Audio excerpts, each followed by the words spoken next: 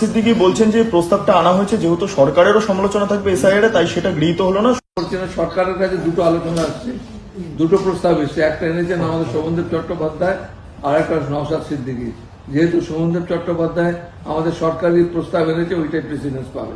Sir, Naushad Siddiqui বলছেন যে প্রস্তাবটা আনা হয়েছে যেহেতু সরকারেরও সমালোচনা থাকবে এসআইআর তাই সেটা গৃহীত হলো না। শোভনদেব চট্টোপাধ্যায় উনি কি বলেছেন সেটা আমি ধর্তব্যের মধ্যে নেব না, বিধানসভায় দাঁড়িয়ে যাওয়ার বলবেন।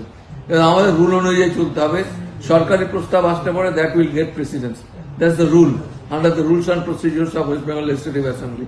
এটা আমাদের এখানে ভারতবর্ষের সমস্ত রাজ্যেই একই জিনিস রয়েছে, লোকসভাতেও একই জিনিস রয়েছে।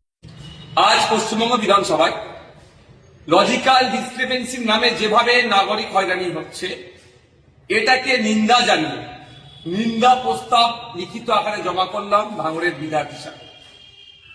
পশ্চিমবাংলা বিধানসভার মধ্যে যে আইন আছে, রুল আন্ডার 185 কে সামনে রেখে এই নিন্দা প্রস্তাব আমি জমা করেছি।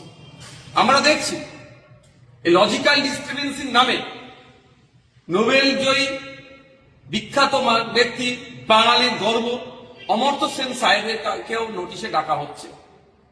স্বাধীনতার প্রথম সারির যিনারা আন্দোলনকারী ছিলেন, স্বাধীনতা সংগ্রামী বীর পুরুষ তথা নেতাজি সুভাষচন্দ্র বোস স্যারের পরিবারকেও ডাকা হচ্ছে। বেলুড় মঠের সন্ন্যাসীরাও এই ডাকের হয়রানির শিকার থেকে বাঁচছে না। ইভেন ফুটপ্রেসিডেন্ট সাহেব বিদ্যালয়দেরকেও এই অহেতুক হয়রানি করা হচ্ছে। সাধারণ মানুষকে অহেতুক পেরেশানি করা হচ্ছে, হয়রানি করা হচ্ছে। এইটা নিন্দাজনক কাণ্ডকে নিন্দা জানাবার জন্য ইতিপূর্বে আমি রাজ্য সরকারের কাছে প্রস্তাব রেখেছিলাম যে সরকারের পক্ষ থেকে যে একটা নিন্দা প্রস্তাব নিয়ে আসা হোক, কিন্তু সরকারের সেই আওয়াজে সাড়া দেয়নি। আমি ভাঙড়ের বিধায়ক হিসাবে পশ্চিমবঙ্গ বিধানসভায় রুল অনুযায়ী আমি নিন্দা প্রস্তাব আজকে নিয়ে এসেছি। সেখানে আজকে আমি জমা করেছি সেক্রেটারি স্যারের কাছে। সিদ্দিকী বলছেন যে প্রস্তাবটা আনা